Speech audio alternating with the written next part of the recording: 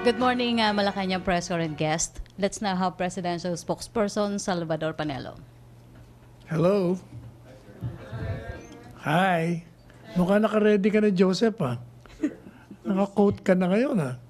Kulang pa yan, sir. Kulang pa. Okay. MPC questions? Start. Question, Henry Uri. Microphone. Thank you. Virgil. Secretary, good morning. Anong Good mga morning. agreement ang aasahan nating lalagdaan sa pagitan ng Pangulong Duterte at ni President Xi Jinping? Pinapacheck ko pa sa DFA kung meron. Kung meron man. Ibig sabihin na hindi pa sigurado, Secretary, na may agreement silang pipirmahan? Siguro naman meron, pero hindi ko alam exactly kung alin. Kaya pinapakuha ko na. Maya, baka umabot tayo. Joseph, you have questions? Joseph. No more questions? Joseph Morong. Sir, the SWS, we've released a statement already, no, but for soundbite purposes, majority of the Filipinos do not agree with the government in action. I think 84%. So that's the sentiment of the Filipinos, that we're not doing anything on the South China Sea. Your comment first. Well, first, that is expected. We've been allies with the United States for so long a time. And you cannot just easily and overnight, us or a majority of the Filipinos trusting the Chinese government. That will be a long process. Number two, as pointed out by one of the lawyers, the question as crafted seems to mislead. It suggests that this government is not doing anything. Plus, the criticisms has been going in media, criticizing the president for not doing anything. But the problem with them is that they seem not to know exactly the strategy of the president. The president is very careful, but diplomatic at the same time. But foremost in his mind is the safety of the Filipinos, of this nation. That is why, as I was saying earlier, the arbitral ruling cannot be taken away from us. It will be there forever. But meanwhile, who will enforce it? There is no power on earth presently that can enforce it. The United Nations cannot. The U.S. cannot. Who will enforce it? Meanwhile, perhaps from the point of view of the president, we can get things done by negotiating. That is precisely why we have this mechanism of negotiating, talking with them. That is why we have this code of conduct.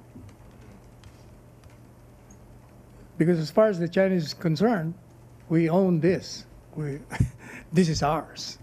As far as the Chinese are concerned? Yes, that's what they're saying.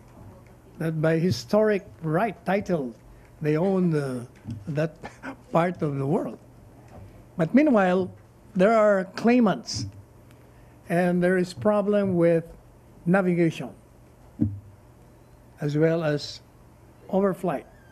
So we have to draft a code of conduct, and we're glad that the Chinese government acceded, and they're willing to sit down and talk on how the code of conduct will be drafted. Follow up, sir. You mentioned that as far as the Chinese are concerned, we own this part of the world, no? No, as far as they're concerned, they own it. They're Okay, saying okay. we own this. And our position is? Our position is the arbitral ruling says it is us. But meanwhile, it cannot be enforced. Okay. Sir, you're saying that, going back to the arbitral ruling, you said that there's nobody that can enforce it, right? The United Nations is not enforcing it. The United States is adamant in doing it too. Opo. So who will enforce it? Meanwhile, what are we going to do? Are we saying it's useless? As of now, Yes. yes. But, as I said, we can get what we are supposed to have by negotiation. You don't see this, sir, as a tool for leverage for the Philippines? Which one? the CPA ruling, the PCA ruling, sir. The arbitration ruling. I said that arbitral ruling will be there forever. It will always be a leverage because according to the decision, it is ours. Hmm. And how are we going to use this as leverage? Well, they know that it is ours, but from their point of view, it is theirs. So there is now a conflict between the two, but we cannot go to war. And we don't want also armed conflicts arising in that region because it is us, this country, that will suffer the most, given the proximity between the two countries. Just one last one, sir. To answer the statistics, no, the survey, you said that the question, the way it was crafted, seemed to be suggestive, right? Yeah. And that you're denying that the government is not doing anything. So to answer that survey, sir, what have we done on the SCS or West Philippine Sea, sir? Well, that's precisely we have the negotiating table. That is why the president is visiting this country. Those are part of the talks between these two countries. Maybe as far as advancing our interests is concerned, what have we done? We have entered into bilateral talks where problems common to the countries in this region are discussed, like security, like terrorism, like the drug menace, like trade relations that will be beneficial to all the countries in the Asian region. Okay, sir. Thank you. That's it for me now. Inandolong. Hi, sir. Sir, since you're saying that no one can enforce the arbitral ruling, what did the president mean then, President Duterte, when he said before that at one point during his term he will insist or discuss the arbitral ruling with his Chinese counterpart? What did the president mean by that? It means that we will ask them to respect the decision. Because right now they're not respecting it. They're using might. It appears that other countries are not willing to help us enforce the same. And when we ask them, or when the president asks them to respect the ruling, how does that play into asserting our claims? Perhaps, when you talk with the Chinese government, perhaps we can tell them that we're supposed to be neighbors. That this particular area of conflict that we have now is given to us, to all of us, and we have to benefit from all of this. If you are neighbors and neighborly, then we should be agreeing with a modus operandi to use and be benefited coming from all those resources in that area. In other words, perhaps persuasion can be more successful and fruitful in getting what we want. Speaking of persuasion, sir, some would say that getting support of other nations in asserting our claims could help. Oh, definitely. In fact, Is that something that the president is willing to consider, is considering? that is a given because we are part of the United Nations. If you are part of the United Nations, any decision coming from that entity or body will have to be supported by members of that nation, of that organization. Is that time coming soon, sir, when the president will talk to President Xi about it? I mean, could he use this opportunity to do that? He could raise it now. He could. I mean, that's his call. Okay. Lastly, sir, dun sa deals lang po, can you confirm if it will, among the deals that will be signed, is one that will be on the joint oil exploration? No, this is why I'm checking on that. We're asking DFA. There are concerns, or some senators are implying that it was China that drafted whatever deal or agreement will be signed? Oh, it doesn't matter who drafted it, as far as we're concerned. If you give us a draft, then we'll go over it. We have to see whether this is legal or not, whether it's beneficial to us. So or not. we're okay with China dictating whatever will be the contents of the No. deal? Well, I said, even if China drafts it, it has to go over us. We have to review that. Okay. In the same manner that if we drop it, it will have to pass through them too. Thank you. Okay, Henry, microphone. Secretary, you said the ruling of the tribunal is useless, right? As of not, for purposes of enforcement, but psychologically, it benefits us because as far as the world is concerned, this is ours, not theirs. You said also that they are not respecting it. The China are not Yes, respecting it. obviously they're not. Otherwise, they would have given that property to us. By saying that, hindi ho ba naiisip na rin ng Malacañang o ng gobyernong ito na i-give up na lang yung claim natin kasi wala rin namang nangyayari at ganun din. Why did you- Tila ho walang makapipigil na sa China if it's useless and they're not respecting I said, it. Wala na present- makapipigil sa China. I said presently. Perhaps if all the countries of the world will unite and pressure China, who knows? So that's the only way. I The think countries of so. the world to unite. I think so. In other words, there must be a collective action by the countries of the world and either persuade or pressure China into respecting an arbitral decision. We cannot give up this claim simply because it's already ours. We have won it and it will be there forever. And we will not give it up. Of course not. We will not. So ang direction po Certainly. ba ng Duterte administration, kumbinsihin yung mga bansa sa daigdig na magkaisa na para himukin ng China na igalang yung desisyon? I think every country in a similar situation will do that. But, There's no doubt about it. pero gagawin natin na ito. Yes, of course. Because When? there are modes of doing it. One is negotiation. Two is during summit meetings among countries. You can raise that there. And in fact, we did it during the ASEAN summit. So ginagawa na po natin Yeah. ito.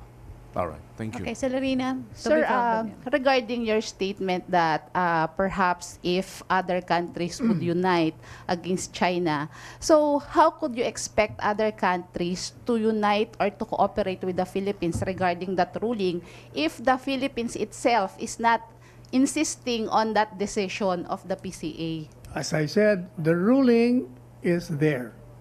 You cannot disown it. You cannot. Nobody can take it away from you. What the president is doing right now, since it cannot be enforced, is using another tack to get things that he wants to get from them through negotiation. Sir, do you see the sincerity of China sa negotiation na to? Well, during the previous negotiation, it appears to me when I was there that they are sincere. You know, the sincerity will, the final test would be what are the agreements, if there are any, to be signed, whether we'll be getting benefits or not, whether their pledges are going to be fulfilled or not. That will be the test of sincerity. How about, sir, the activities going on in South China Sea? Isn't it part of that test, of that sincerity? Well, look here. The structures that have been constructed started many years ago, as pointed out by the president. Now, the United States is doing something to prevent its continuous buildup. But they have not done anything at the start of the buildup. They allowed it. They allowed it. Now they're complaining.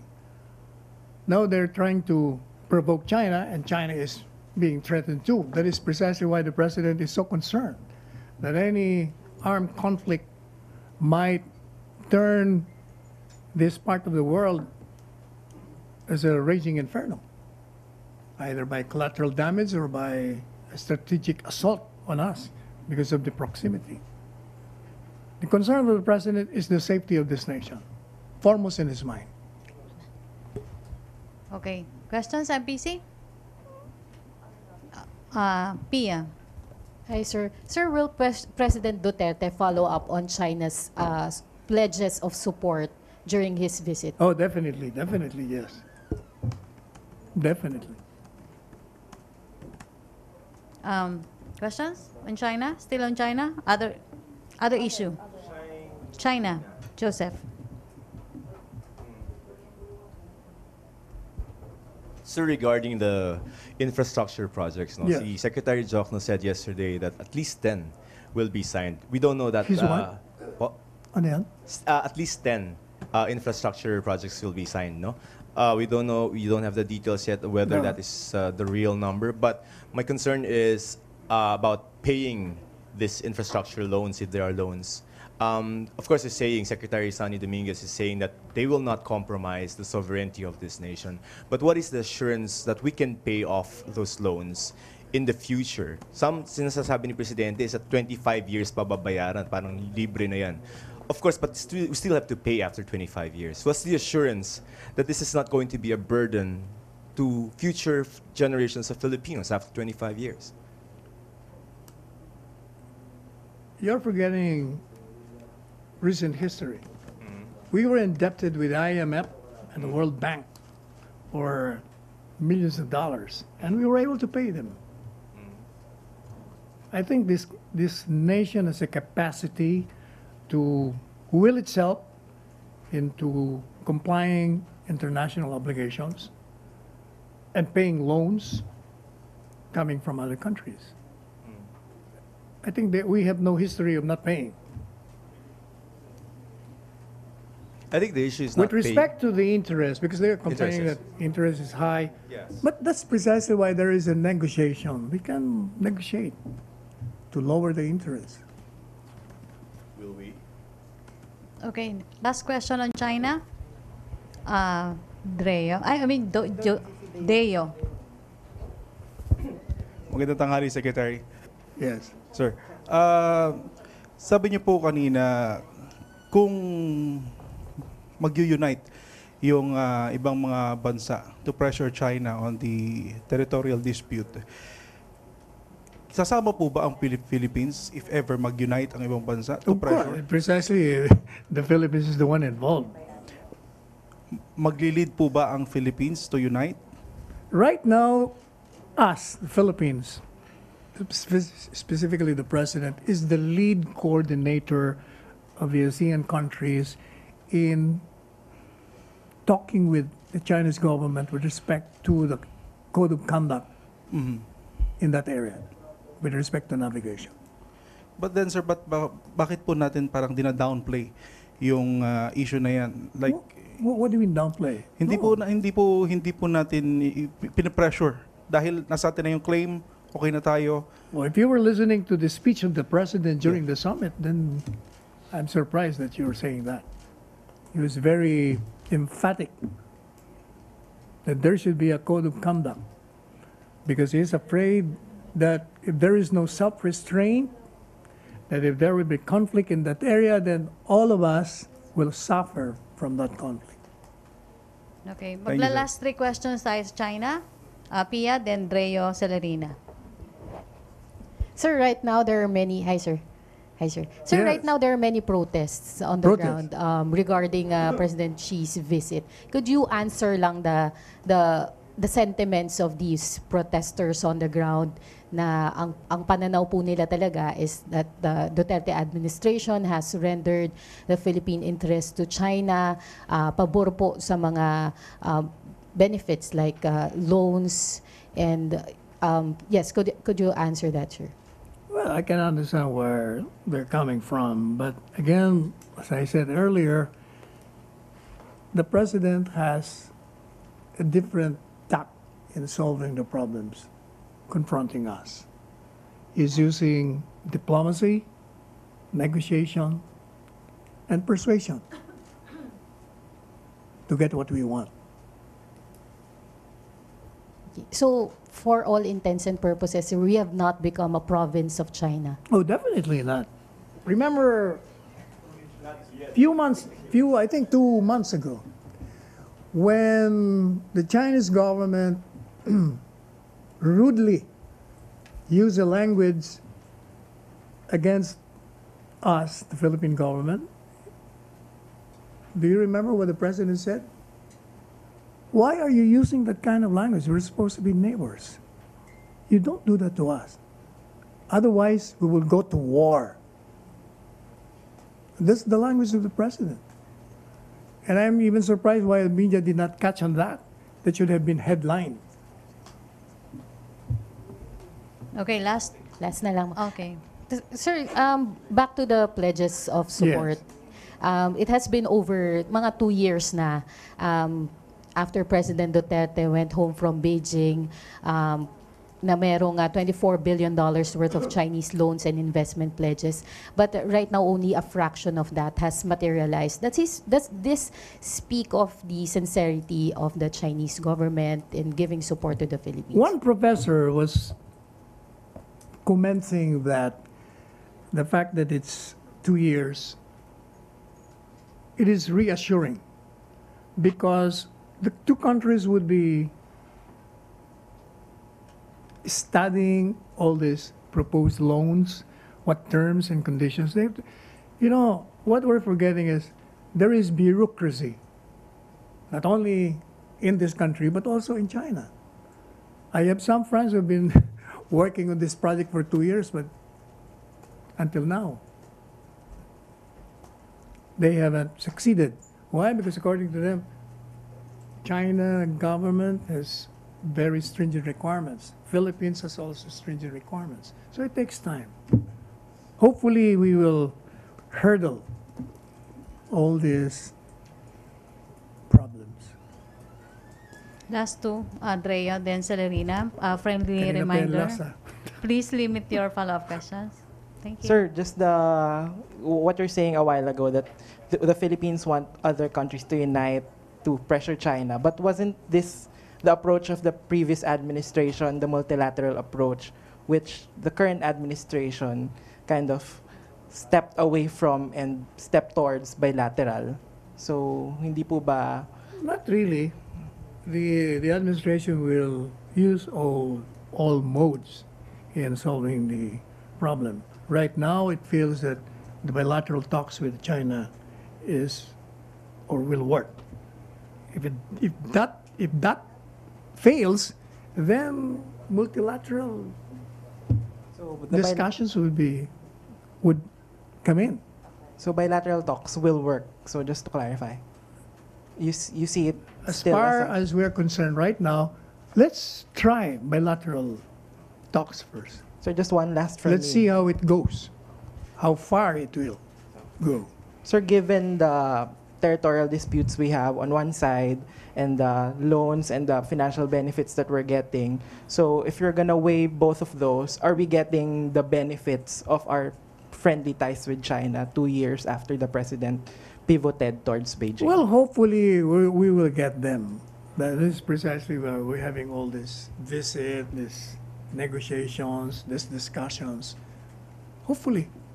So hopefully we're not yet getting it because that's a hopeful We're not tone. getting it yet because we have only how much? $140 million. We're still negotiating with the other.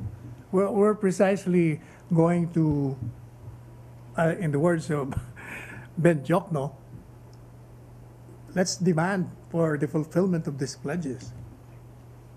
I'd rather use the word persuade, not demand. You use the word demand to them, they might react also. Last on They China. might tell us, you want us to help you, you're demanding from us. Sir, any assurance, like for instance, we are negotiating these huge loans with China. Yes. There could come a point now we will insist on the PCA ruling. China might use that to, I don't know the right term, to pressure us to like immediately pay the loan or parang gagamitin siya ng China to as a leverage, ganon. What will they do if we cannot Kasi pay sir, the loan? just like Tell what me, happened, what will they do if we cannot Yeah. pay the loan? sir, remember, attack us? yeah, remember what No. happened to North Rail before? It was there was a loan agreement signed during the Arroyo administration. Yes. It did not push through, and when the Aquino administration came in and insisted on our rights over that West Philippine Sea, they demanded that we immediately pay the loan. So the Philippine government paid the loan immediately, even if it's not yet like meron pang mga grace period. So don't you think baka magkaroon ng similar instance na ganon? Not in this presidency. Yeah, not in this presidency, No, but what I'm saying, in the future. not in this kind of presidency. Maybe during the previous presidency, it's weakened up to. How about in the future? Like after, kasi we all know that until 2022 lang si President Duterte. So in the next administration, still the Filipinos would suffer if magkaroon ng ganun. Well, my take is that this president has set a standard of a leader in this country. And there is no other way from those who will succeed him to be like him. One underlying principle, serving and protecting this country. He has set the standard of how a leader should govern this country. So the successor should like act like what the president is Yeah, doing should be right like, in now. other words, courageous, independent, diplomatic, creative. He's a thinking president. Okay, thank you, Celerina. Mag-last question na tayo, ha? Other issue, Ina Andolong. Sir, regarding the president's schedule, Yes. doon and you issued a statement on this earlier, you still did not say kung ano po yung urgent domestic development that initially made the president think about cutting his foreign trip Well, he did short. tell us, but I suppose there was no more need for him to come to the Philippines. Whatever domestic concerns he had in mind at the time, he was able to solve it even when he was there. But let me tell you that Secretary Locsin wanted him to attend only one day. He wanted him to rest because it was a punishing schedule. You know, when we went to Singapore, what time did we arrive there? Almost 12. And then we had a cabinet meeting. It ended at about 2 o'clock in the morning. And then another meeting for 1 hour. So I think we slept at about 4 o'clock, and the first event was 8 o'clock in the morning. How in the world can... That is precisely why he skipped certain events that can be skipped at. Because one, that was only an opening, so it's not that important. Number 2, 3, and 4, he had to read only a joint statements coming from the ASEAN countries. And there was going to be a discussion among the presidents. So he just tasked Secretary Locsin to read the statement for him. But the more important ones where 3 presidents of 3 powerful countries were to address the members of the ASEAN summit, he was there. And he espoused his ideas vis-a-vis the concerns raised in that gathering. So no idea at all, sir, on what this urgent domestic development is. He did. Because if you recall, before he cut his trip to Russia short because he attended to the Marawi siege. So we were asking you about this days ago, just in case if it's of that something that serious as well. Oh, he didn't tell us, but I can ask him maybe tonight. And how was it resolved exactly? Did he task anyone here? Did he deal with No, the this is problem precisely why there? I said I'm going to ask him so that I can give you a concrete answer. I will ask him. Thank you, sir. Bia, may question? Sir, following up on that, sir, aside from criticisms, President Duterte's decision to skip several meetings in the ASEAN summit drew a lot of criticisms to 93-year-old Malaysian Prime Minister Mahathir Mohamad. They're saying that if a 93-year-old leader could attend all of these meetings, why can't President Duterte? Your reaction on that, sir? Well, for one, the physique of the two may not be exactly the same. There are people older and yet are stronger than the younger ones. It depends. But I saw President Mahathir not in all the meetings. In fact, there were others who, as I pointed out in my statement, the chairman himself did not attend 2 meetings. He asked, I don't know if that was a deputy or vice premier, took over. President Trump did not attend. He was supposed to attend, just sent his vice president. But it does not mean, as alleged by certain people, that it's laziness or that they are seriously ill. It's fallacious. Kasi sir, it also puts into question yung energy and stamina of President Duterte to attend these kinds of events. If you were there, I don't know, you were there, right? But did you notice us too? We were falling asleep. And some of them are more younger, much younger than us.